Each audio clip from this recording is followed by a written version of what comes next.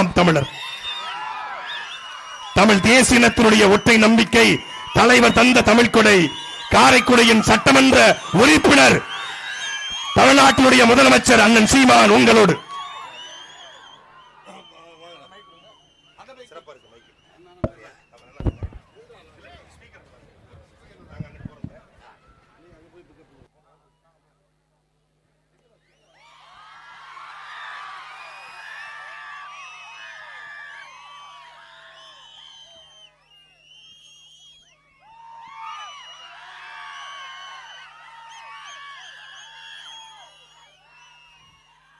எங்களின் உயிரோடும் உணர்வோடும் கலந்து வாழுகின்ற அன்பு சொந்தங்கள் அனைவருக்கும் வணக்கம்.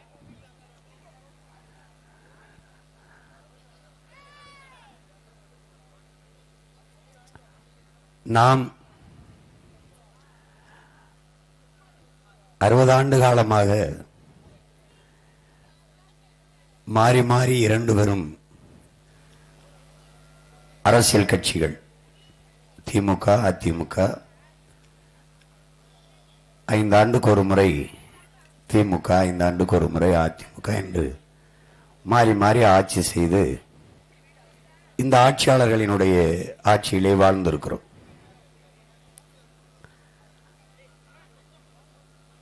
ஆனாலும் எந்த முன்னேற்றத்தையும் எந்த மாறுதலையும் நாம் கண்டதில்லை. இங்கே உங்கள் மகன் இந்த மண்ணில் காரைக்குடியில் போட்டியிடுகிறேன் என்றவுடனே ஊடகவியலாளர்கள், பத்திரிகை, தொலைக்காட்சி நண்பர்கள் காரைக்குடி மக்களிடத்திலே நாங்கள் பேசுகிற போது நிறைய பிரச்சனைகளை சொல்கிறார்கள். அதற்கு நீங்கள் என்ன தீர்வு வைத்திருக்கிறீர்கள் என்று கேட்டார்கள். நான் காரைக்குடிக்கு மட்டுமான மகன் இல்லை, ஒட்டுமொத்த தமிழ் குடிக்குமான மகன். மொத்த நாட்டின் பிரச்சனைகளையும் ஒத்தை மகனாக தூக்கி சுமக்கிறேன். எல்லா போராட்டங்களிலும் நான் பங்கேற்றிருக்கிறேன். உங்களுக்கே தெரியும், காரைக்குடியில் இவ்வளவு காலம் நின்று வென்றவர்கள், அதிகாரத்தில் இருந்தவர்கள் ஆட்சியிலிருந்து இறங்கும் போது கணக்கில்லாத பிரச்சனைகளைத்தான் என் மக்களுக்கு தந்திருக்கிறார்கள் என்றால் இவர்கள் என்ன மாதிரியான ஆட்சி செய்திருக்கிறார்கள், நடத்தி இருக்கிறார்கள், மக்களுக்கென்று இவர்கள் ஆற்றிய பணி என்ன என்ற கேள்வி நமக்கு எழுகிறது. ஆட்சியிலிருந்து இறங்கும் போது தேர்தல் அறிக்கை தயாரிக்கிற காலத்தில் மக்களை சந்தித்து மக்களின் பிரச்சனை என்ன என்று கேட்கிற வழக்கத்தை இவர்கள் வைத்திருக்கிறார்கள். அப்ப 5 ஆண்டு காலம் ஆட்சியில் இருந்து மக்களுக்கு என்ன பிரச்சனை என்பதை தெரியாமலே ஆட்சி நடத்தி கொண்டிருந்தீர்களா என்ற கேள்வி நமக்கு எழுகிறது. ஆட்சியிலிருந்து இறங்குற போது மதிப்பிற்குரிய ஐயா ஸ்டாலின் அவர்கள் உங்கள் கனவு என்ன சொல்லுங்கள் என்று சொல்லுகிறார்கள். இப்போது நமக்கு என்ன சொல்ல தோன்றுகிறது, எங்களுக்கு பிரச்சனையே நீங்க தான், எங்கள் கனவு என்பதே உங்களை ஒழிப்பதுதான், உங்களை வீழ்த்துவதுதான் எங்களுக்கு ஒரே கனவு, வேற என்னவாக இருக்க முடியும்? என் அன்பு சொந்தங்களே, அறிவார்ந்த பெருமக்களே, முதலாக நான் 2006ஆம் ஆண்டு ஐயா கலைஞர் அவர்கள் திமுக அவர்கள் எல்லாம் ஆதரிச்சு பேசும் வென்று வந்து 1 கிலோ அரிசி 2 ரூபாய் என்று கையெழுத்திட்டார்கள். இப்ப முன்னிருக்கையில் இருந்து கைதட்டியதன் நானும் ஒருவன். அதன் பிறகு அந்த ஆட்சி முடிந்து அடுத்து வரும்போது 1 கிலோ அரிசி 1 ரூபாய் என்றார்கள். அது முடிந்து அடுத்த ஆட்சி வரும்போது அந்த 1 ரூபாயும் இல்லை, இலவசம் என்றார்கள். இது எப்படிப்பட்ட வளர்ச்சி என்று என் அன்பு சொந்தங்கள் சிந்திக்கணும். 2 ரூபா அவ்வளவுதான் வசதி இருக்கு 1 கிலோ அரிசி வாங்குறதுக்கு.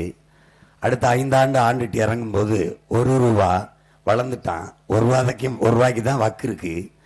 அதுக்கப்புறம் போனா அந்த 1 ரூபாய்க்கும் வக்கு இல்லை, இலவசமா போட்டா தான் அந்த அரிசியை வாங்கி வயிறு வளர்த்து உயிர் வளைக்க முடியும் என்கிற ஏழ்மை வறுமை நிலையை நமக்கு பரிசாக தந்ததை தவிர இவர்கள் எதையும் செய்யவில்லை. இந்த ரேஷன் கடையில் பகிர்ந்தளிக்கப்படுகிற, இந்த நியாய விலை கடையில் பகிர்ந்தளிக்கப்படுகிற அரிசியை சாப்பிடுகிற ஒரு அமைச்சர், ஒரு சட்டமன்ற உறுப்பினர், ஒரு நாடாளுமன்ற உறுப்பினர், அல்லது ஒரு மாமன்ற உறுப்பினர், ஒரு கவுன்சிலர், ஒரு பஞ்சாயத்து போர்டு பிரசிடென்ட், யாராவது சொல்லு, ஊராட்சி தலைவர் யாராவது சொல்லு. இல்ல. ஏன்? தரம் இல்லை. அப்ப தரமில்லாத ஒன்றை கொடுப்பது, தன் நாட்டு மக்களுக்கு கொடுப்புகிற அரசை எப்படி நல்ல அரசு என்று ஏற்றுக்கொள்வது? எப்படி இருக்குது? உலகத்தில் எல்லா நாடுகளிலும் என் அன்பு மக்கள் கவனிக்கணும், எல்லா நாடுகளிலும் அரசு நடத்துவதெல்லாம் தரமா இருக்கு. மருத்துவமனையா தரமா இருக்கும், கல்வியா தரமா இருக்கும், போக்குவரத்தா தரமா இருக்கும், மின் உற்பத்தி விநியோகமா தடையற்று இருக்கும், குடிநீரா அருமையா இருக்கும், சிறப்பா இருக்கும். பிரிட்டன்ல எல்லாம் இங்கிலாந்துல எல்லாம் கழிவறையில் வருகிற தண்ணீர் கூட அதை கூட எடுத்து குடிக்கிற மாதிரி போவார்கள், திரும்பி குடிச்சிட்டு போவார்கள். அவ்வளவு தூய குடிநீரை அந்த நாட்டின் குடிகளுக்கு கொடுக்கிறார்கள். தடையற்ற மின்சாரம் கொடுக்கிறார்கள், தரமான மருத்துவம் கொடுக்கிறார்கள், தரமான கல்வியை கொடுக்கிறார்கள். ஆனால் நம்முடைய அரசு நடத்துகிற எதுவுமே தரமற்று இருக்கே. காரணம் என்ன? காரணம் என்ன? அதற்கு நேர்மாறாக தனியார் நடத்துகிற எல்லாம், போக்குவரத்தா, பள்ளியா, கல்லூரியா, மருத்துவமனையா, தங்கும் விடுதியா, எல்லாமே தரமாக இருக்கிறதே ஏன்? அது எப்படி இருக்குது? எல்லாவற்றையும் தனியார் தான் சிறப்பாக நடத்துவார், கொடுப்பார் என்று எல்லாவற்றையும் தனியாருக்கே கொடுத்து விட்டால் அரசின் வேலை என்ன? இந்த அரசை நிறுவுவதற்கு இந்த தேர்தல் இதற்கு இத்தனை 1000 கோடி செலவதற்கு இந்த அரசு எதை நடத்துகிறது? அரசிடத்தில் எது இருக்கிறது? சாராய கடையை தவிர, டாஸ்மார்க்கை தவிர, மக்களை குடிக்க வைத்து கொள்ளுகிற அந்த டாஸ்மார்க்கை தவிர வேற எதை அரசு நடத்துகிறது? எது இடத்தில் எது அரசியல்கிட்ட இருக்கு? தொழிற்சாலை அது தனியார் முதலாளிகிட்ட இருக்கு. எதை அரசு வச்சுக்கிறது? எல்லாவற்றையும். இப்ப மின் உற்பத்தி விநியோகமா, காற்றாலை மின்சாரம், சூழியலுக்கு சுற்றுச்சூழலுக்கு எந்த கேடும் இல்லை, அது தனியார். மின் உற்பத்தி, சூரிய ஒளியில் மின் உற்பத்தியா, அது தனியார் முதலாளிகள். மக்களினுடைய விளைநிலங்களை பலாயிரக்கணக்கில் பறிச்சு முதலாளிகளை கொடுத்து அவன்கிட்ட கமிஷனை வாங்கிட்டு கையெழுத்து போட்டு இருக்குது. அவன் தயாரிச்சு தருவான், அவனுக்கு காசை கட்டி வாங்கி இது நமக்கு விநியோகம் பண்ணுது. இப்ப நீங்க உதாரணமா எங்க ஊர், நம்ம ஊர் ராமநாதபுரத்துல கமுதி இருக்கு. 20 கிராமத்தை காலி பண்ணிட்டு அம்மையார் ஜெயலலிதா அவர்கள் ஆட்சியில அதானிக்கு அந்த இடத்தை எடுத்து கொடுக்குறாங்க, சூரிய ஒளியில் மின்பூங்கா அமைக்க 5000 ஏக்கரை எடுத்து கொடுக்குறாங்க. அவர் முதலீடு செஞ்சது வெறும் 4500 கோடி தான். 4500 கோடி நம்ம அரசுகிட்ட இல்லையா? அதை ஒரு முதலாளி கிட்ட கொடுத்து அந்த 5000 ஏக்கரை அவருக்கு பறிச்சு கொடுத்து அதில் அவர் உற்பத்தி செய்கிற மின்சாரத்தை ஒரு யூனிட், ஒரு அலகு மின்சாரம் 7 ரூபாய்க்கு எடுத்துக்கொள்கிறேன் என்று கையெழுத்திடுறாங்க. அப்ப மற்ற மாநிலங்களே 5 ரூபாய்க்கு தான் கொடுக்குறாப்புல. நீங்க என்ன செஞ்சிருக்கணும்? ஏற்கனவே நமக்கு மின்துறையில 1 லட்சம் கோடி கடன் இருக்கு, இழப்பு இருக்கு, டெபிசிட் இருக்கு. அப்போ அதே விலைக்கு நான் எடுத்துக்கிறேன்னு சொல்லணும். நிலத்தையும் கொடுத்துட்டு, நிலத்தடி நீரை 2 லட்சம் லிட்டரு 3 லட்சம் லிட்டரு உறிஞ்சி கொள்ளாமல் கையெழுத்து போட்டு கொடுத்துட்டு 7 ரூபாய்க்கு மின்சாரத்தை வாங்கிக்கிறேன் என்று சொல்லி, அப்ப எப்படி மக்களுக்கு மின்சாரத்தை முறையா விநியோகிப்பீங்க? மின்சாரம் அவசியமானதுன்னு தெரிஞ்சிருச்சு. அந்த மின்சாரத்தை முதலாளிகிட்ட கொடுத்துட்டா ஒரு யூனிட் மின்சாரம் என்ன விலைக்கு கொடுக்கணும் விற்கணுங்கிறத அவன் தான் தீர்மானிப்பான். அதனாலதான் சகிக்க முடியாத மின் கட்டணம் உயர்கிறது. அந்த மின் உற்பத்தியை ஏன் அரசு தன்னகத்தில் வைத்துக் கொள்வதில்லை? என் அன்பு பெற்றோர்கள், என் அன்பு தம்பி தங்கைகள் கவனிக்கணும். நம் நாடு, நம்முடைய மாநிலம் மின்சாரத்தை வாங்குவதில் முதலீடு செய்கிறதே ஒழிய உற்பத்தியில் முதலீடு செய்வதில்லை. இப்ப 20,000 கோடிக்கு மின்சாரத்தை ஆந்திரா அல்லது கர்நாடகா அல்லது பிற மாநில முதலாளிகள்கிட்ட இருந்து வாங்குது, பர்ச்சேஸ்ல இன்வெஸ்ட் பண்ணுது. ஆனால் ப்ரொடக்ஷன்ல, உற்பத்தியில் முதலீடு செய்யல. உற்பத்தியில் முதலீடு செய்தால் நிரந்தர தீர்வுக்கு, நிலையான தீர்வுக்கு வந்துவிடும். வாங்குவதில் முதலீடு செய்து கொண்டே இருந்தால் ஒரு யூனிட் மின்சாரம், ஒரு அலகு மின்சாரம் வாங்கும் போது 1 ரூபாய் கமிஷன் எடுத்தா கூட பல ஆயிரம் கோடி வந்துருது. இப்ப இந்த கமிஷன் காசுக்காக உற்பத்தியில் முதலீடு செய்து ஒரு நிலையான தீர்வை எட்டாது தொடர்ச்சியா வாங்கி வாங்கி, உதாரணமா உங்களுக்கு போன பொங்கலுக்கு இலவச அரிசி 1 கிலோ, வெல்லம் 1 கிலோ இதெல்லாம் கொடுத்தாங்க. எங்க இருந்து வாங்கினாங்கன்னு நினைக்கிறீங்க? குஜராத்ல. அப்ப நம்மகிட்ட கரும்பு இருக்கு, சர்க்கரை இருக்கா இல்லையா? இருக்கு. நம்மகிட்ட அரிசி இருக்கா இல்லையா? இருக்கு. நம்ம விளைய வைக்கிற நெல்லை வீதியில போட்டு முளைக்க விட்டு நம்ம கரும்பை உரிய விலை கொடுத்து கொள்முதல் செஞ்சு அதை சர்க்கரை ஆலையில் சர்க்கரை எடுக்காம விட்டு குஜராத்தில் போய் வாங்கிட்டு வந்து, ஏன் குஜராத்தில் வாங்கணும்? மொத்தமா வந்துட்டு ஒரு அடிமாட்டு விலைக்கு தரங்கட்ட அரிசி வெள்ளத்தை வாங்கிட்டு வரும்போது அதுக்குள்ள புழு இருந்தது, உருகி ஓடிச்சு. அதுக்கு அமைச்சர் சொல்றாரு, எப்படி பார்த்தாலும் நீங்க பயன்படுத்தும் போது அது உருக்கித்தானே பயன்படுத்துவிய, அதனால நான் உருக்கியே கொடுத்துட்டேன்றாப்ல. இதை எதையுமே தெரியாம நம்ம இந்த இலவச மயக்கங்கள்ல இருந்து 8000 கொடுக்கிறேன், 20000 கொடுக்கிறேன், 10000 கொடுக்கிறேன், 8000 கொடுக்கிறேன்னு ஒரு டோக்கனை கொடுக்கிறேன்னு ஐயா ஸ்டாலின் சொல்றாங்க. இந்த தேர்தல் அறிக்கையில் கடையில் போய் என்ன வேணுமோ வாங்கிக்கிறேங்கன்னு. இந்த இனம் இருக்குல்ல, இந்த இனம் தமிழ் இனம் மானத்துக்காக உயிரை விட்ட இனம் மானத்தை இழந்து நிக்குதே. நீ உங்ககிட்ட இலவசத்துக்கு அந்த 8000 ரூபாய்க்கு கையேந்தும் போது அந்த மானத்தை அந்த 8000 ரூபாய் வச்சு வாங்கிட முடியுமா? முடியாது. குடிச்சு உங்க டாஸ்மார்க்ல செத்தான்ல என் சித்தப்பன் பெரியப்பன் என் மாமச்சன், அவன் உயிரை திருப்பி வாங்கிட முடியுமா? முடியாது. என் மலையை பூரா என் பூமி தாயின் மாற அறுத்தறுத்து வித்தி இல்ல, அந்த மலையை திருப்பி வாங்கிட முடியுமா? முடியாது. என் ஆத்து மணலை பூரா அள்ளி அள்ளி வித்து தின்னிங்கல்ல, அந்த மணலை திருப்பி வாங்கிட முடியுமா? முடியாது. இந்த காற்றெல்லாம் நஞ்சாயி போச்சு, தூய காற்றை நான் வாங்கிட முடியுமா? முடியாது. என் நிலத்தடி நீரெல்லாம் விஷமாயி போச்சு, அது நல்ல நீரா திருப்பி வாங்கிட முடியுமா? முடியாது. இந்த மாதிரி எது எது நாட்டு மக்களுக்கு அவசியமானதோ, எது எது நலமானதோ அதை செய்யாம ஏமாற்றுவதற்காகவே நான் வந்தா 4000 கொடுப்பேன், நான் வந்தா 8000 கொடுப்பேன், நான் வந்தா 10000 கொடுப்பேன். கொடுப்பாய், எங்கிருந்து எடுத்து கொடுப்பாய்? இந்த கேள்வியை என் அன்பு சொந்தங்கள் கேட்காத வரை இந்த இனத்திற்கு விடிவும் இல்லை, நல்ல முடிவும் இல்லை. நீங்க வாழ்க்கை என்பதை மறந்துடணும். நல்ல ஆட்சி என்பதும் உங்கள் பிள்ளைகளின் எதிர்காலம் என்பதையும் நீங்க மறந்துடணும். உன்னை கேட்கிற என்னை பெற்றவர்கள்ட்ட, என் பேரன்பு கண்ட என் உடன் பிறந்தார்கள்ட்ட நான் கேட்கிறேன், உங்கள் பிள்ளைகளுக்கு என்ன வைத்து விட்டு செல்ல போகிறீர்கள்? இப்போது நீங்கள் காற்றை சுவாசிக்கிறீர்கள் என்று நினைத்தால் அது தவறு. நீங்கள் கந்தக தூசியை சுவாசித்துக் கொண்டிருக்கிறீர்கள். நுரையீரல் தொற்று, புற்று, கண்ணெரிச்சல், தோல் நோய் இதெல்லாம் வருகிறது. 100 மரணம் பட்டியல் எடுத்து படியுங்கள். 90 மரணம் புற்றுநோய். பிறக்கிற குழந்தை புற்றுநோயோடு பிறக்கிறது. அவள் கஞ்சா போட்டாலா, சிகரெட்டு பிடித்தாலா, சுருட்டு பிடித்தாலா, பான்பராக்கு பயன்படுத்தினாலா, அல்லது சாராயம் குடித்தாலா? இல்லை, தாயின் மாறில் பால் தான் குடித்தாள். எப்படி அவளுக்கு புற்று வந்தது? தாயின் பால் நஞ்சாயிருச்சு. உலகத்தில் தாய்ப்பாலில் கலப்படம் வந்த ஒரு நாடு நம் நாடு தான். தாய்ப்பாலில் எப்படி கலப்படம் வந்தது? நஞ்சு எப்படி வந்தது? தாயின் உணவு, தாயின் நீர், தாய் சுவாசிச்ச காற்று விஷமா இருக்கு. உங்களுக்கு தெரியுமா, இந்தியாவின் தலைநகர் தான் அதிக காற்று மாசுபட்ட நகரம் டெல்லி தான். 400 விழுக்காட்டுக்கு மேலே காற்று மாசுபட்டு போச்சு. அதுக்கு அடுத்து தமிழ்நாடு. ஒரு மனிதனுக்கு 422 மரங்கள் தேவை. 422 மரங்கள் தேவை. 28 மரம் தான் இருக்குது என்று நம்ம அரசு சொல்லுது. 28 மரம் இருக்குதா? நம்ம எவ்வளவு பேர் நிக்கிறோம்? இங்க எத்தனை மரம் இருக்குன்னு எண்ணி பாருங்கள். இந்த கார் வெளியிடுகிற நச்சு புகையை கட்டுப்படுத்துவதற்கு 6 மரங்கள் தேவை. எத்தனை மரம் மட்டும் இருக்கு, எத்தனை வாகனம் ஓடுதுன்னு எண்ணி பாருங்கள். அப்போது இந்த வாகனங்கள் வெளியிடுகிற நச்சு ஆலைகள் வெளியிடுகிற இந்த கந்தக தூசி, இந்த எரிபொருள் நச்சு காற்றை தான் நாம சுவாசிக்கிறோம். அதனாலதான் இந்த மூச்சு இவ்வளவு காற்று மாசுபட்டு போய் சுவாசிக்கிற காற்று, மூச்சு காற்று விஷமாக இருக்குது.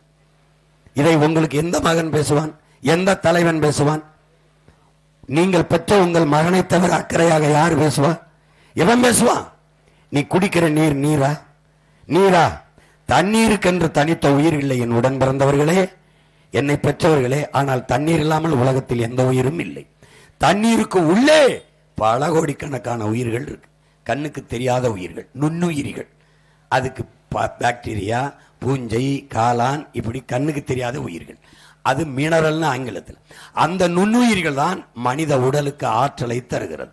இவன் அதை சுத்திகரிக்கிறேன் என்ற பெயரில் அந்த நுண்ணுயிர்களை கொலை செய்து விடுகிறான். கொன்றுவிட்டு எது மினரலோ அதை கொன்றுவிட்டு மினரல் வாட்டர் சுத்திகரிக்கப்பட்ட தண்ணீர் என்று விற்கிறான். இந்த தண்ணீரை குடித்தீர்கள் என்றால் தாகம் நிற்கும். தண்ணீரால் மனித உடலுக்கு வரக்கூடிய ஆற்றல், சக்தி கிடைக்காது, திறன் கிடைக்காது. அதனால 20-30 வயசை தாண்டும் போது முட்டி வலி, கண் சோர்வு, உடல் சோர்வு இதெல்லாம் வர காரணம் அதுதான். அப்ப நீங்க குடிக்கிறது நீர் அல்ல, நீர் போல ஒன்று, விஷம், நஞ்சை குடிக்கிறோம். அதுல இங்கே நச்சாலைகள், மீத்தேன், ஈத்தேன் எடுப்பது, ஹைட்ரோ கார்பன் எடுப்பது, ஸ்டெர்லைட்டு, இந்த மாதிரி அணு உலை, சிப்காட், இந்த தொழிற்சாலைகளை பூமியில நிறுவது மூலம், நம் தாயின் மடியில இந்த நஞ்சை நடுவதன் மூலம் நிலத்தடி நீரும் காற்றும் நீரும் நஞ்சாகி போயிருது. அதனால என்ன, தண்ணி ஒரு பழுப்பு நிறத்தை, மஞ்சள் நிறத்தை அடையுது.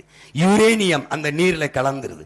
அந்த நீரை குடிக்கும் போது நமக்கு என்ன ஆயிருது, உடலில் நோய் தொற்றி பரவி பிறக்கிற குழந்தைகள் நோயோடு பிறக்குது. பீகார்ல தேர்தல் நடந்து முடிஞ்ச உடனே 10 மாவட்டத்தில் தண்ணீர் எடுத்து குடிக்காதீர்கள், தண்ணீர் கெட்டு போனது, அவ்வளவும் யுரேனியம் கலந்துருச்சு, அதை குடிச்சு தாய்ப்பாலே யுரேனியம் கலந்துருச்சுட்டான். அதை குடிக்கிற குழந்தைகள் குறைபாடோடு பிறக்குதுன்ட்டான்.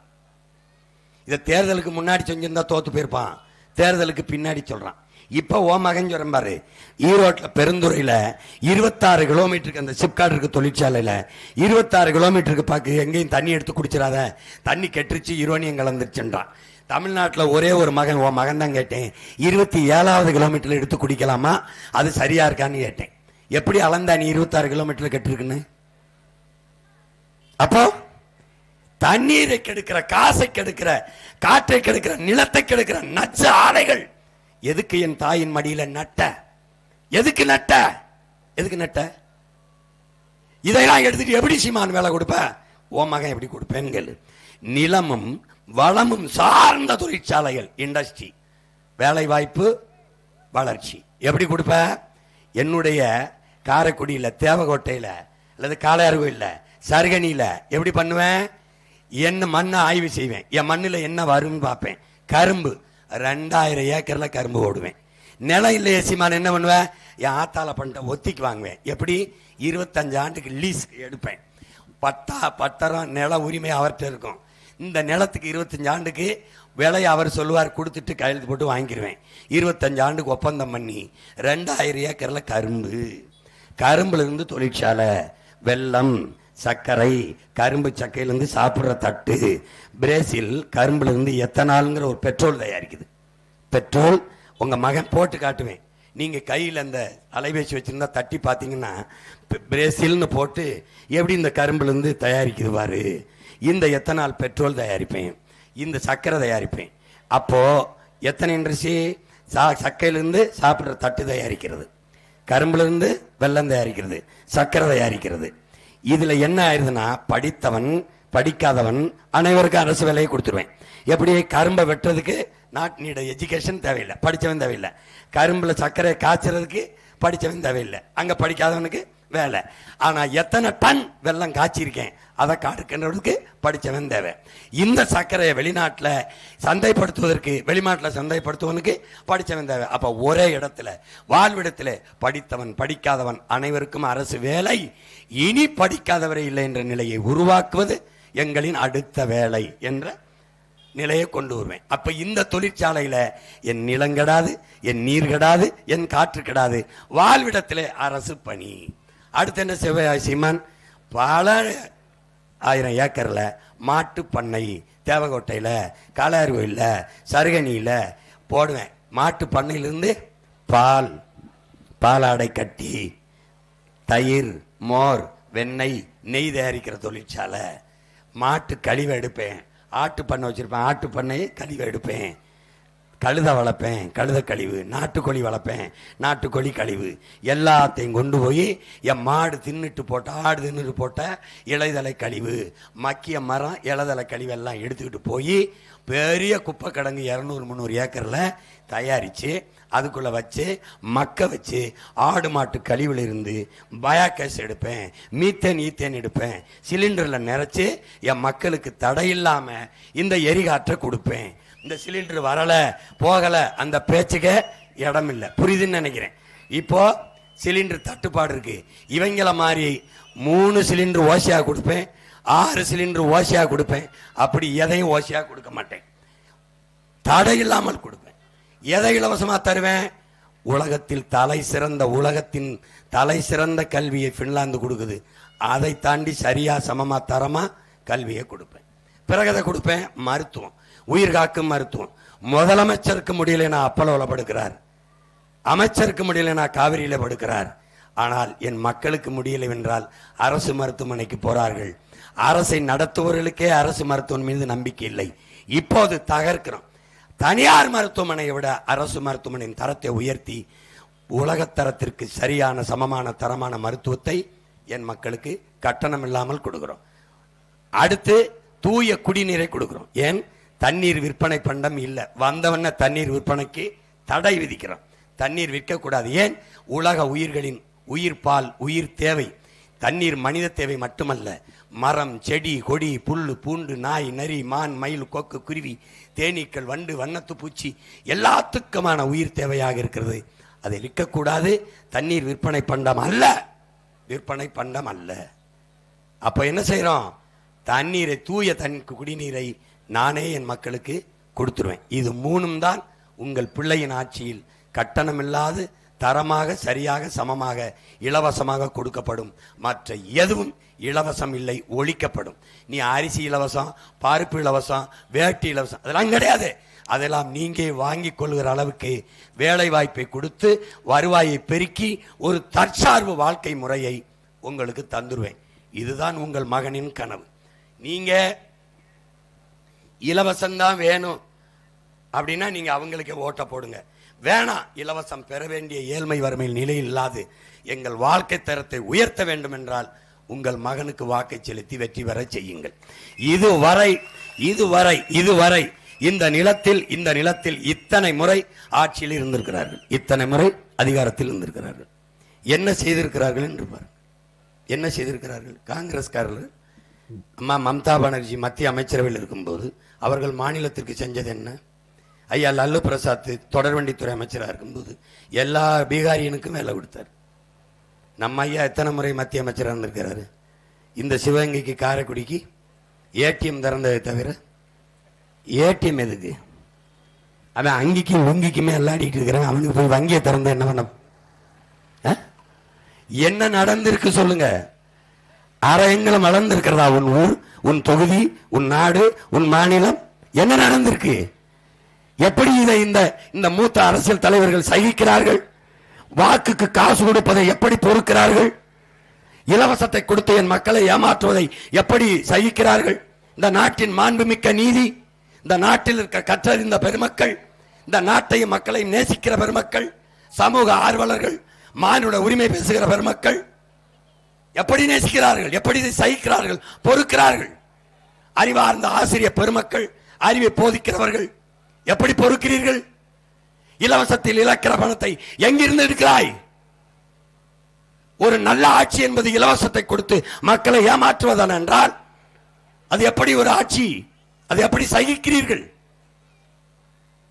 எங்கே போய் நிறுத்துவார்கள்? 10 லட்சம் கோடி கடன், 1 லட்சம் கோடி வட்டி ஆண்டுக்கு. இவர்கள் அறிவித்திருக்கிற இந்த ஃப்ரீ ஸ்கீம், இந்த இலவசங்களை நிறைவேற்ற இன்னும் 5 லட்சம் கோடி கடன் பெற வேண்டும். அப்போது வட்டி மறுபடி 1 லட்சம் கோடி. உன் நாட்டின் பட்ஜெட்டே 3 லட்சம் கோடி தான். அப்ப வட்டியே 2 லட்சம் கோடி வந்துவிட்டால் 1 லட்சம் கோடியில் என்ன நிறைவேற்றுவாய்? ஆசிரியருக்கு சம்பளம் கொடுக்கும்ல வீதியில் நிற்கிறான், மருத்துவனுக்கு சம்பளம் கொடுக்கல வீதியில் நிற்கிறான், செவிலியருக்கு சம்பளம் கொடுக்கல வீதியில் நிற்கிறார்கள். என்ன செய்து விடுவாய்? போக்குவரத்து தொழிலாளருக்கு ஊதியம் கேட்கிறான், பல ஓய்வூதியம் கொடுக்க முடியல, அத்தியாவசிய திட்டங்களை நிறைவேற்ற முடியல, ஒரு ஏரி வெட்டினது இல்ல, குளம் தூர்வாரினது இல்ல, பள்ளிக்கூடம் புதுசா கட்டினது இல்ல. அப்புறம் நீ படிக்கிற பள்ளிக்கூடத்தை எப்படி வச்சிருக்க? படுக்கிற சுடுகாட்டில் கல்லறை எப்படி கட்டி வச்சிருக்க? கடற்கரையில் 200 கோடி 300 கோடி கட்டி வச்சிருக்க. இங்க படிக்கிற உள்ள மண்டையில மேற்கூரை இழுந்து வந்து சாகுது. அப்புறம் எப்படி உங்களால் சகித்துக் கொண்டு படுக்க முடிகிறது? உங்க பிள்ளைகளுக்கு என்ன வைத்து விட்டு போறீர்கள்? வங்கியில் பணமா? பணம் வைத்து விட்டு போவீர்கள். வங்கி வட்டி தரும். சாப்பிட ரொட்டி எவன் தருவான்? எவன் தருவான்? எவன் தருவான்? விலை உயர்ந்த காரா இல்ல மாளிகையா? எதை வைத்து விட்டு போகிறீர்கள்? சுவாசிக்க காற்று இல்லை, குடிக்க நீர் இல்லை, சாப்பிட விஷமில்லாத உணவில்லை, படிக்க கல்வி இல்லை, படித்தால் வேலை இல்லை. இந்த நிலையில் உங்கள் வாரிசுகளை, உங்கள் பிள்ளைகளை விட்டுவிட்டு சாக போகிறீர்களா? எப்படி எப்படி சகிக்கிறீர்கள்? நீங்கள் உங்கள் பிள்ளைகளுக்கு நீங்கள் சொத்து வைத்து விட்டு போங்கள், வீடு வைத்து விட்டு போங்கள், கார் வைத்து விட்டு போங்கள், போகாமல் இருங்கள். ஆனால் கடனை வைத்து விட்டு போவது எப்படி சரியாக இருக்கும்? கடன்கார பயல் மகனா அப்படி விட்டு போவீங்களா? கடன் பட்டவன் எவன் அது தலை நிமிர்ந்து நிம்மதியா வாழ முடியுமா? நள்ளிரவில் கடன்காரன் கதையை தட்டுவானா? நடுச்சாலையில் சட்டை பிடிச்சி இழுப்பானா? துண்டை போட்டு இழுப்பானா? செருப்பு கட்டி அடிப்பானான்னு ஒவ்வொரு நாளும் கலங்கி போய் தெரிவான் கடன் பெற்றவன்.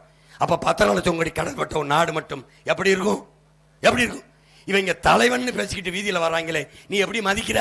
கடன்கார பயல நீ கடன் வாங்கி நிறைவேற்றிய ஒரு திட்டம் சொல்லு. ஒரே ஒரு திட்டம், ஒரு திட்டம் சொல்லு. ஒரு திட்டம். நான் தரமான கல்வியை என் பிள்ளைகளுக்கு கொடுத்துட்டேன் சொல்ல முடியுமா? மெடிக்கலை இம்ப்ரூவ் பண்ணிட்டேன். நான் மருத்துவத்தை தரம் உயர்த்தி கொடுத்துட்டேன். எல்லாரும் அரசு மருத்துவமனைக்கு போயிட்டோம். முதலமைச்சருக்கு முடியல அரசு மருத்துவமனையில் படுத்து வைத்தியம் பார்க்கறதுக்கு தரம் உயர்த்திட்டேன் சொல்ல முடியுமா? சொல்ல முடியுமா? தவிச்ச வாய்க்கிய நாட்டு குடிகளுக்கு தண்ணி கொடுத்துட்டேன். தண்ணி தட்டுப்பாடலாம தூய நீரை கொடுத்துட்டேன் சொல்ல முடியுமா? தடையின்றி மின்சாரம், ஒரு நொடி கூட மின்சாரம் துண்டிக்கப்படாத மின் உற்பத்தி நான் கொடுத்துட்டேன் சொல்ல முடியுமா? பயணிக்கு அருமையான பாதை, சிறந்த போக்குவரத்து கொடுத்துட்டேன் சொல்ல முடியுமா? சொல்ல முடியுமா? 1000 ரூபாய் கொடுத்தோம், இப்ப 2000 கொடுக்கிறோம், 8000 ரூபாய்க்கு டோக்கன். இதை சொல்ல முடியும்? இதை சொல்லுவியா? சொல்ல முடியுமா உன்னால? யாரா தலைவன்? குடிதலி கோலோச்சு மாநில மன்னன் ஆடிதொழி நிற்கும் உலகங்கிறான் வள்ளுவ பெருமகன். எப்போ? 2000 ஆண்டுக்கு முன்னாடி. முறை செய்து காப்பாற்றும் மன்னவன் மக்களுக்கு இறை என்று வைக்கப்படும். உருவசியும் ஓவா பிணியும் செருவகையும் சேராது எழுவது நாடுங்கிறான். அப்படி ஆட்சி இருக்கா? மணி நீரும் மண்ணும் மலையும் அணிநிழல் காடும் உடையதரங்கிறான். மணி நீர் இருக்கா? மண் இருக்கா? மலை இருக்கா? எங்க இருக்கு? எல்லாம் வித்து தின்னுட்டான். நீ எதை வச்சுட்டு போற அவன் பிள்ளைக்கு? எதை? நாடா வச்சிருக்க? சுடுகாடா? நாடா? அது நாடா? மலை இருக்கா? மலை இருக்கா? மழை இல்லாத நிலம் பாலைவனமாயிருங்கிற அடிப்படை அறிவு இருக்கா? மழை இல்லை என்றால் மழை பொழிவை பெற முடியாதுங்கிற ஒரு அறிவியல் உயிரியல் உண்மை கூட தெரியாத கூட்டமா நம்ம? சொல்லு. ஆரை நீயா உருவாக்குன? ஏரிய வெட்டின, குளத்தை வெட்டின, கம்மாய் வெட்டின, கிணறு வெட்டின, குட்டை வெட்டின, ஊரணியை வெட்டின. ஆரை நாம உருவாக்கணும். ஆரை உருவாக்கியது இயற்கை. பூமி தாயின் மார்பு மலை, அதிலிருந்து வந்த பால் அருவி, அந்த அருவி தந்தது ஆறு, அந்த ஆறில் வந்தது நீர், நீரிலிருந்து வந்தது சோறு, அதிலிருந்து வந்தது வயிறு, வயிறிலிருந்து வந்தது உயிர், அதிலிருந்து வாழ்க்கை. இதாண்டா அடிப்படை, இதாண்டா அடிப்படை. அந்த 34 ஆறையும் கொன்னுட்டாங்க. 25 ஆண்டு கூட ஆகல, 1/4 நூற்றாண்டுல. உன் தாத்தன் காமராஜ் ஆளலையா? பக்தவச்சலம் ஆளலையா? ஓமந்தூர் ராமசாமி ரெட்டி குமாரசாமிங்கிற நம்ம தாத்தங்க ஆளலையா? ராஜாஜி ஆளலையா? அன்னைக்கு இப்படி ஆத்து மணல் செத்து கிடந்ததா? நீ போய் பார், வைகை வைகையா என்று பார். டே, ஆத்துக்கு நடுவால புல்லு கூட முளைக்காதரா, 2 ஓரத்துல நாணல் தான் முளைக்கும். ஆனா இன்னைக்கு ஆத்துக்குள்ள புல்லு முளைச்சு, மரம் முளைச்சு, மாடு ஆடு மேய்ஞ்சிக்கிட்டு இருக்குன்னா 6 செத்து போச்சுரா. 6 செத்து போச்சுன்னா எப்படி அவனுக்கு நீர் வரும்? அந்த ஆறை எப்படி உயிர்ப்பிப்பாய்? எப்படி உயிர்ப்பிப்பாய்? கொன்னது யார் இவர்கள்? எப்படி கொன்னார்கள்? மணல் அள்ளி தின்னார்கள், செத்து போச்சுரா. தோலை சேச்சிக்கிட்ட, தோலை வெட்டிட்டீனா, என் தோலை சீச்சிட்டீன்னா காற்றில் மிதந்து வர நோய் தொற்றி ஒட்டி அப்படி செத்துருவேண்டா. அது மாதிரி ஆத்து மணல் அள்ளிட்டா 6 செத்துரும். ஆற்று மணல் 6க்கு தோல், அதை அள்ளி வித்து தின்னுட்டான். நீ என்ன எதை பத்தி கவலைப்பட்டிருக்க? எதை பத்தி கவலைப்பட்டிருக்க? உனக்கு என்ன தெரியும்? அந்த தெருவில் ஓட்டு காசு கொடுத்துட்டு இந்த தெருவில் கொடுக்கலைன்னு போராடுவேன். இதுக்கு போராடி இருக்கியா? வைகையை பாரா, மதுரையின் கழிவு நீர் வெளியேற காவாயா ஆக்கி வச்சிருக்கான். காவாயா. எத்தனை காலத்துக்கு ஏமாந்து திரிவ நீ? எத்தனை காலத்துக்கு? கத்துறதுக்கு உனக்கு ஒரு மகன் இருக்கேன், உனக்கு கூட பிறந்த ஒருத்தர் இருக்கேன். நானும் இல்ல, நாதி இல்ல. உனக்கு ஒரு பய பேச மாட்டான் அந்த நாட்டில். உன் மொழி என்றோ, உன் இனம் என்றோ, உன் நிலம் என்றோ, உன் வளம் என்றோ, உன் காடு, உன் மலை, உன் கடல், உன் ஆறு, உன் அருவி, உன் கல்வி, உன் மருத்துவம் என்று பேச உனக்கு ஒருத்தர் இருக்க மாட்டான். அயோக்கியப்ப நல்ல தலைவன்னா வந்து நாங்கள் வந்து உங்களுக்கு வங்கியிலே 5000 போடணும். என்ன உங்க அப்பம்ட்டு காசு எடுத்து போட்டியா? உன் பரம்பரை சொத்தை வித்து போட்டியா? ஒருத்தன் கேட்க துப்பு இல்லை. இப்ப இந்த தேர்தலில் போட்டிடுறோம்ல, உங்க அண்ணனை தவிர அந்த ஓட்டு காசு கொடுக்காம நிக்க சொல்றா பாப்போம். எவனா ஓட்டு காசு கொடுக்காம இருக்க சொல்லு. எது காசு கொடுக்குற? நீ தான் சிறந்த ஆட்சியை கொடுத்த வெங்காயமாச்ச, எதுக்குடா காசு கொடுக்குற? பணத்துக்கு வாக்கு, இனத்துக்கு தூக்கு. காசை வாங்கி கொண்டு ஓட்ட போடுவது நீயே உன் வாழ்க்கைக்கு வாக்கரிசு போடுறது. மானத்தை அடமான வைப்பான. தமிழன் எப்படிப்பட்டவன் தெரியுமா? தன்மானம், உயிரை விட்டவன். ஏய், உழுது பழைக்கிற நிலத்தை அடமானம் வைப்பான், வெம்பாடு பட்டு கட்ட வீட்டை கூட அடமானம் வைப்பான், நேச்சு கட்டின பொண்டாட்டிகளுக்கு தாலியை கூட அடமானம் வைப்பான். தமிழன் தன்மானத்தை ஒருபோதும் அடமானம் வைக்க மாட்டான். ஆனா நீ வச்ச மதிப்பு மிக்க உன் உரிமையை சில ரொட்டி துண்டுகளுக்காக விற்பது அவமானகரமானங்கிற புரட்சியாளர் அம்பேத்கர். நீ அவமானகரமா வித்த. என் தாத்தன் வாக்குக்கு காசு கொடுப்பவன் பாவி, அந்த காசை வாங்கி கொண்டு ஓட்டு போடுபவன் தேச துரோகின்ற தெய்வ திருமணம் தாத்தா முத்துராமலிங்கத்தவர். எத்தனை ஆண்டுகளுக்கு அந்த தேச துரோகத்தை செய்ய போறிய? எத்தனை ஆண்டுக்கு? அவன் தான் பாவி. காந்தி சொல்றார், கொள்கை இல்லாத அரசியல் பாவம் என்று. நம் தாத்தா என்ன சொல்றாரு? படிக்கிறியா இல்லையா?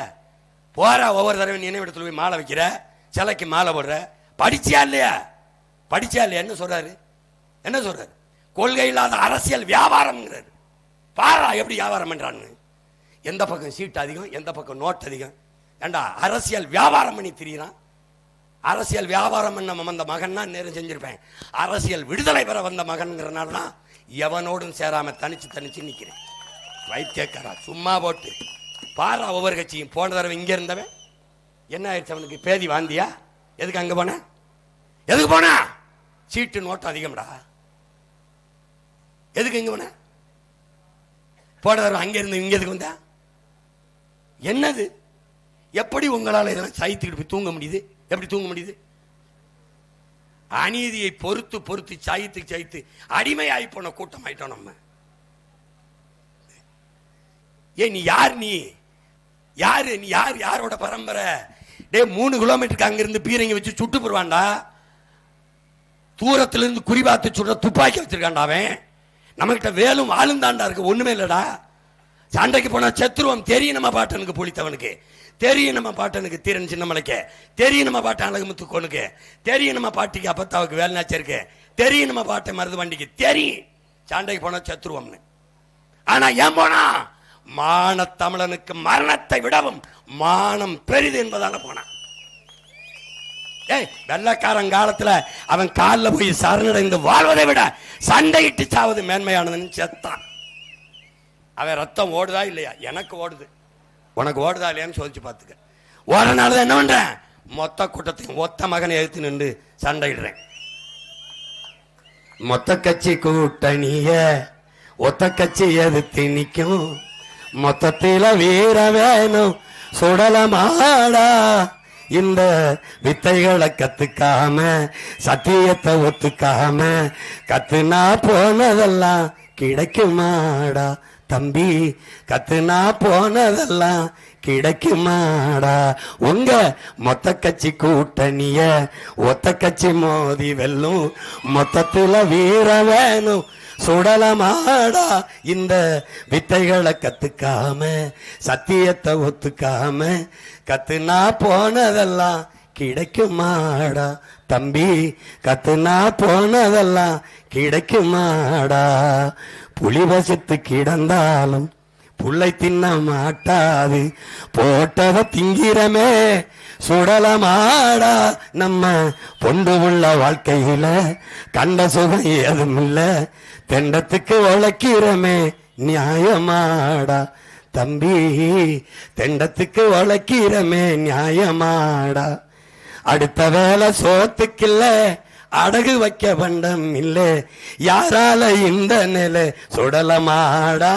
நம்ம கெடுத்தது சாமி இல்ல, பாடுபட்ட பூமி இல்ல, நம்ம கெடுத்தது சாமி இல்ல, கேடுகட்ட பூமி இல்ல, கேடுகட்ட சுரண்டல் முறையே தெரியுமாடா தம்பி, கேடுகட்ட சுரண்டல் முறையே தெரியுமாடா.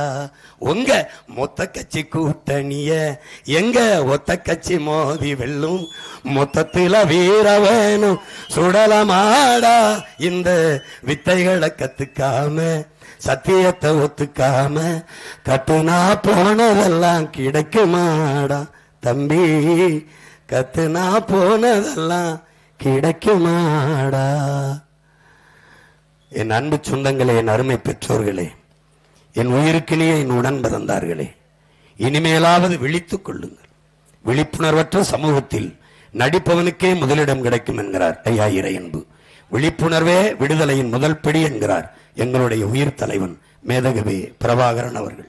என் அன்பு சொந்தங்கள், அறிவார்ந்த பெருமக்கள், ஆண்டோர்களும் சான்றோர்களும் பிறந்த பெருமைமிக்க இனத்தின் மக்கள் நீங்கள். ஆழ்ந்து தெரிந்து எது ஒன்றையும் நல்லதைத்தான் செய்வீர்கள், நல்லதையே தேர்வு செய்வீர்கள், சரியானதைத்தான் செய்வீர்கள். பையனுக்கு பொண்ணு பார்க்கணுமா, நல்ல பொண்ணா இருக்கணும். பொண்ணுக்கு மாப்பிள்ளை பார்க்கணுமா, நல்ல பையனா இருக்கணும். கார் வாங்கணுமா, நல்ல காரா இருக்கணும். மோட்டர் பைக்கா நல்லது. புடவை வாங்கணுமா, நல்ல புடவை. கறி வாங்கணுமா, நல்ல கறி. மீனா, நல்ல மீன்.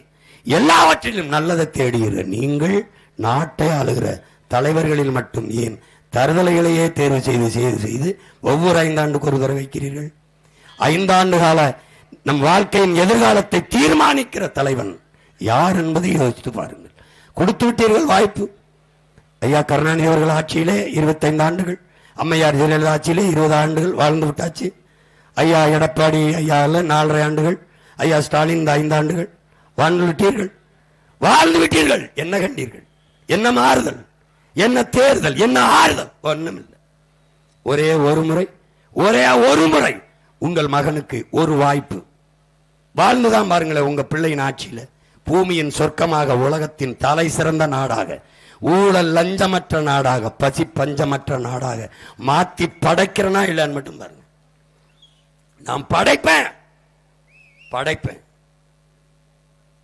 இது சத்தியம். எனக்கு உயிர்ப்பால் ஊட்டிய என் தாய், அறிவிப்பால் ஊட்டிய என் தமிழ் தாய், என் உயிருக்கு மேலாக நான் நேசிக்கிற என் தலைவன் பிரபாகரன், என்னுடைய ஈரை முருகன், என்னுடைய குலதெய்வம் என் தாய் வீரமாகாளி மேல ஆணையிட்டு சொல்றேன்.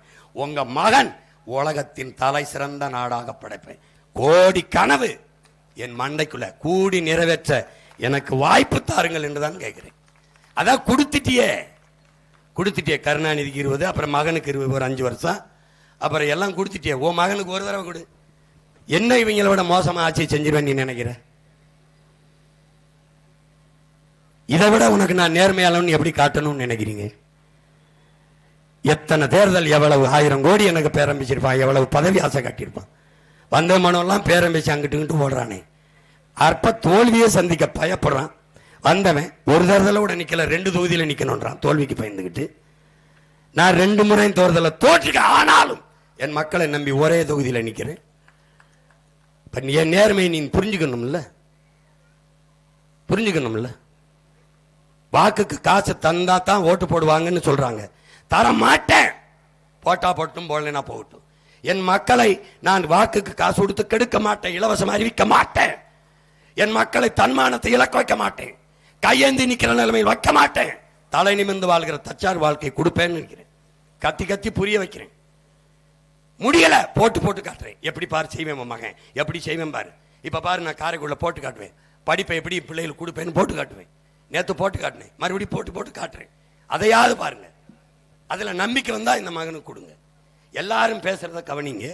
ஐயா ஸ்டாலின், ஐயா எடப்பாடி, அருமை தம்பி விஜய், உங்க மகன் சீமான், எல்லாரும் 4 பேரும் பேசுறோம். 4 பேரும் முதலமைச்சருக்கு போட்டி போடுறோம். பாருங்க, எந்த பிள்ளை சொல்றது, எவன்கிட்ட நாடு இருந்தா மக்கள் இருந்தா நல்லா இருப்பாங்கன்னு தோணுதோ போடுங்க. இல்ல வேணாம், அதெல்லாம் வேணாம்பா, இந்த இருக்கிறதே நல்லா தான் இருக்கு, எங்களுக்கு அரிசி பருப்பு கடை கொடுத்துட்றாங்க, வேட்டி சேலை கொடுத்துட்றாங்க, 2000 3000 போட்டுறாங்க, இந்த வங்கி கணக்கில் போட்டாங்க, வந்தா 10 டோக்கன் கொடுக்குறேன்றாங்க, அதுவே நல்லா தான் இருக்குன்னா உங்க மகனை விட்டுருங்க, அவங்களுக்கே போட்டுருங்க. இல்ல இது மாறணும்டா மகனேன்னா விவசாய சின்னத்துக்கு போடுங்க. உங்க மகனுக்கு இந்த விவசாய சின்னத்துக்கு போடுங்க. நீங்க ஒரு கேள்வியை கேளுங்க. ஒரு கேள்வியை கேளிய, ஃப்ரிட்ஜ் ஐயா கொடுக்குறேன்னு இருக்காரு, ஃப்ரிட்ஜ், அதுக்குள்ள எதை வைப்பிய? தக்காளி, கத்திரிக்காய், வெண்டைக்காய், கத்திரிக்காய், சொரக்காய், கீரை. யார் கொடுப்பா? எங்க அப்பன் தான் கொடுக்கணும். எங்க அப்பன் விவசாயி தான் கொடுக்கணும். மிக்சி, அது எதை போட்டு அரைப்பீங்க? மல்லி, மஞ்சள், மிளகா, சீரகம், சோம்பு. யார் கொடுப்பா? அதையும் விவசாயி தான் கொடுக்கணும். கிரைண்டர், மாவரைக்கிற எந்திரம், அதில் எதை அரைப்பிய? அரிசி, மாவு, உளுந்து, பருப்பு, அதான் அரைப்பிய. அதை யார் கொடுப்பா? அவன் தான் கொடுப்பான். அப்போ எது முக்கியமானதுன்னு பாருங்க. இப்போ 4 சின்ன இருக்கு. ஒன்று ரெட்டலை, ஒன்று உதயசூரியா, ஒன்று விசிலு. ஒருத்தன் விவசாயி. எவன் உயர்ந்தவன் பாரு. உலகத்திலே உயர்ந்த குடி உழவர் குடி தான். அவன் இல்லைன்னா உனக்கு இல்லை சோறு ஒரு விடி. கவனிச்சுக்க. உழுதுண்டு வாழ்வாரை மற்றவர்கள் உழுதுண்டு வாழ்வாரை வாழ்வார் மற்றெல்லாம் தொழுதுண்டு பின் சொல்லுவார்னு உன்னுடைய வேதம் என்னுடைய வேதம் சொல்லுது. சுழன்றும் ஏற்பட்டது உலகம், அதனால் உழந்து முழவே தலைங்குது. உழவுதான்டா முதல்ல தலை சிறந்ததுங்குது. அப்போ விருந்தோம்பி இருந்தோம்பி இல்வாழ்வதெல்லாம் விருந்தோம்பி வேளாண்மை செய்தல் பொருட்டு. உழவினார் கைமடங்கின் இல்லை, விளைவதும் விட்டேம் என்பார்க்கும் நிலைங்கிறான். உழவை இவன் கைமடங்கி படுத்துட்டான்னா துறவரம் பூண்டு போன சன்னியாசி இருக்கான்ல, அவன் கூட வாழ முடியாது, செத்து போயிடுவான்றான். உழுவார் உலகிற்கு ஆணி அக்தாற்றாது எழுவாரை எல்லாம் பொறுத்து. உலகிற்கு ஒரு அச்சாணி மாதிரிடா உழவேங்கிறான். விவசாயிகளே விவசாயி சின்னத்துக்கு ஓட்டு போடலைன்னா வேற என்ன வெளிநாட்டில் இருந்தா வந்தா போடுவான்? ஏதோ அறிவு சமூகம். உங்க பிள்ளை கத்துறேன், எனக்கு அப்பே முதலமைச்சர் இல்லை, அப்பே மந்திரி இல்லை, லட்சக்கணக்கான கோடி இல்லை, பதிக்கு ஒதுக்க பதவிக்கு வர நினைக்கல, எனக்கு எவன ஆதரவு இல்லை, ஓட்டுக்கு காசு கொடுக்க என்கிட்ட காசு இல்லை, நானே உங்ககிட்ட பிச்சை எடுத்து அந்த தேர்தலில் போட்டிடுறேன். போட்டா போடுங்க, போடலைன்னா போங்க. ஆனால் என் பிறவி கடமை, நான் கத்திக்கிட்டு செத்து போகிறேன். வேணும் இந்த மகன்கிட்ட ஒரு தடவை கொடுப்போம்னு நினச்சா கொடு, இல்லைன்னா விடு, அதுக்கு மேலே உன் இஷ்டம். ஆனால் நான் சொல்கிறேன், விவசாய சின்னத்துக்கு வாக்களிப்போம், வருங்கால தலைமுறைக்காவது வாழ்வளிப்போம் என்ற உறுதியை ஏற்போம்னு அன்பு மகன் உங்கள்கிட்ட வேண்டேன். புரட்சி எப்போதும் வெல்லும். உங்கள் பிள்ளைகளின் எங்களின் வெற்றி அதை சொல்லும். எங்கள் இலக்கு ஒன்றுதான், இனத்தின் விடுதலை. இனம் ஒன்றாவோம், இலக்கை வென்றாவோம். தமிழ்தாய் வாழ்க, தலைவர் பிரபாகரன் வாழ்க. நாம் தமிழர்.